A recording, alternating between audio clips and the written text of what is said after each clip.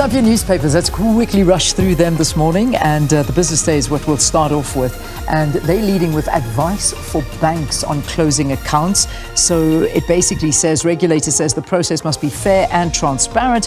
Financial Sector Conduct Authority Commissioner Unathi Kamlana urging banks to reflect on whether the prevailing common law position relating to closure of customers' accounts is fair to the clients. So you can take a look and have a look at what they are saying there. The photograph on the front page is looking at sweet relief. Children jump into a water pool at the Martyred Intellectuals Memorial at Raya Bazaar to cool themselves down during a heat wave in Bangladesh. That's in Dhaka.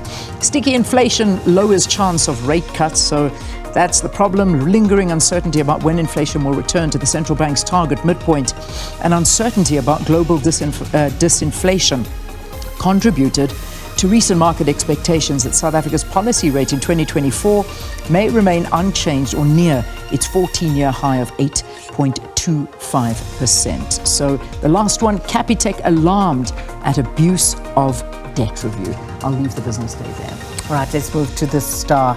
Their lead this morning, SARB eyes more of Eustace assets. Now, over 60 million rand forfeited to the state from his alleged girlfriend, and the bank granted an order to attach other items and wine farms.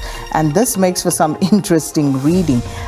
For example, if you look at the monies forfeited to the state, included 12.4 million that was held in an ABSA account, 26.5 million held in another ABSA account, 1.1 million in a Capitec account, another 998,000 in another Capitec account, 1.1 million in a Standard Bank account, as well as Valdevi wine estate in the Drakensberg municipality worth 18 million rand. And then, of course, there's still Woodendal, his girlfriend, who applied for leave to appeal before the Supreme Court of Appeal after losing 2 court bids. And she wanted the court to compel the Reserve Bank to continue paying her 150,000 rand a month for living expenses from her blocked accounts. And then CR17 campaign scandal returns to haunt Ramaphosa. 7 years after the lid was blown on President Cyril Ramaphosa's CR17 ANC election campaign, it seems to have returned to haunt him ahead of the May 29 elections. And this after accusations of bribing of voting members by the CR17 camp at the ANC's 2017 elective conference resurfaced. Now, a billionaire, Rob Hersoff, has accused Ramaphosa of bribing former Deputy President David Mabuza to make a U-turn and voting for Dr. Nkosazana Dlamini Zuma. And it goes on to detail what happened there and says that he was bailed out by the former Investec CEO, Stephen Kosef. And also, IEC distributed 342 million to represented political parties. All right, let's have a look now at the Citizen. Will Gauteng lose the ANC? Will ANC lose Gauteng, I should say?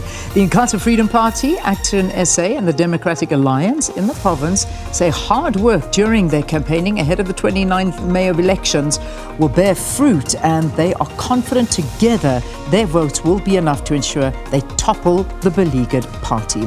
The photograph you're looking at there is a member of Growing Gauteng Together 2030 interacts with 2 boys while on a multidisciplinary operation as they search for illegal firearms and drugs in Westbury, west of Johannesburg. And that's it. Sia outshines the biggest brands. Overall, 71.7% of South Africans agree with the top 100 position of Khaleesi as a influencer. And Sowetan this morning, help nab this monster. Wanted.